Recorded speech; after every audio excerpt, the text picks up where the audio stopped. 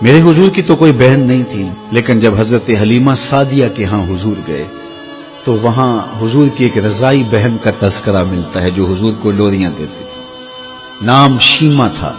تو شام کے وقت جب خواتین کھانا پکانے میں مصروف ہونے لگتی تو بہنیں ویر اٹھا کر کے باہر لے جاتی۔ ہر بہن کا خیال یہ ہوتا کہ میرے ویر سے سونا زمانے میں کوئی نہیں۔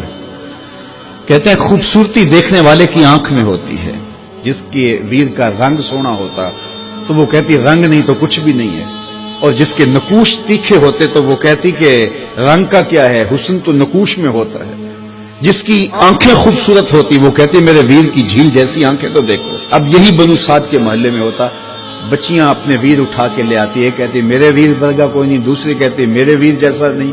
اتنے میں حضرت شیمہ اپنا ویر محمد اٹھا کے لے آتی، اور دور سے کہتے نہیں میرا ویر بھی آ گیا، تو سب کے سر جھک جاتے، کہتے نہیں نہیں نہیں شیمہ تیرے ویر کا مقابلہ تو نہیں نا، ہم تو آپس میں بات کر رہی ہوں۔ اور پھر جب کسی بہن کے ویر کو متفقہ طور پہ ساری کہہ دیں کہ تیرا ویر ہی سونا ہے تو پھر اس کا فخر دیدنی ہو نا، پھر ان کا ذوق آسمان کو چھونے لگتا۔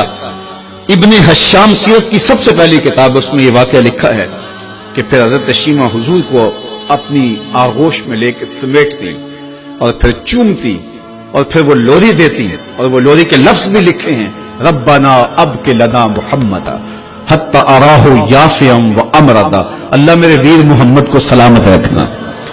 آج یہ پالنے میں بچوں کا سردار ہے، کل وہ لمحے آئے جوانوں کا بھی سردار ہو۔ اور پھر جھوم جاتی اور کیا خوشی ان کی دیدنی ہوتی۔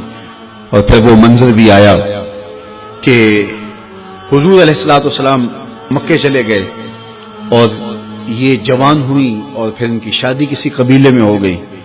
آقا کریم نے اعلان نبوت کیا، 13 سال کا وقت کٹا اور پھر حضور مدینہ شریف چلے گئے۔ جب غزوات کا سلسلہ شروع ہوا تو جس قبیلے میں شیمہ کا نکاح ہوا تھا اس قبیلے میں مسلمانوں کے ساتھ ٹکراؤ ہوا تو اللہ نے مسلمانوں کو فتح عطا کر دی۔ تو اس قبیلے کے لوگ قیدی ہو کے حضور علیہ السلام کے غلاموں کے ہاتھوں گرفتار ہیں۔ تو یہ اپنے قیدیوں کو چھڑانے کے لیے قبیلے کے سردار ایک ایک گھر سے فدیے کے لیے رقم جمع کر رہے ہیں۔ چلتے چلتے شیمہ کے گھر بھی پہنچے جو کہ ایک عمر کا حصہ گزار چکی تھی، اور جا کے کہا کہ اتنا حصہ آپ کا بھی آتا ہے۔ کہا کس لیے؟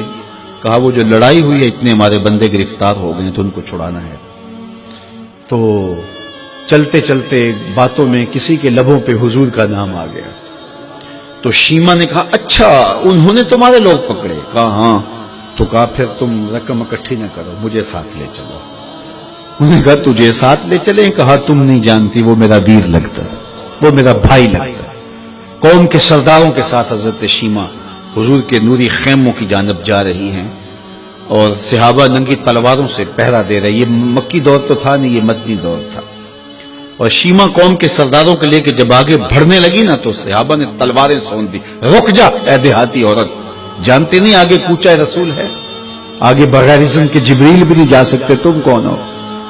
تو شیمہ نے جو لفظ کہے وہ لفظ نہیں ہے۔ اس نے کہا خلو سبیلی وَعَلَمُوا أَنَا أُخْتُ نَبِيِّكُمْ، میری راہیں چھوڑ دو، تم جانتے نہیں میں تمہارے نبی کی باجی لگتی ہوں۔ تلواریں جھک گئی، آنکھوں پر پلکوں کی چلمنے آ گئی، راستہ چھوڑ دیا۔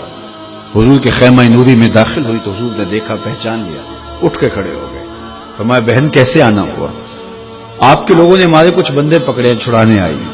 تو فرمایا بہن تو نے زحمت گوارا کیوں کی؟ تو پیغام بھیج دیتی میں یوں ہی چھوڑ دیتا، لیکن تم آ گئی ہو، اچھا ہوا ملاقات ہوئی۔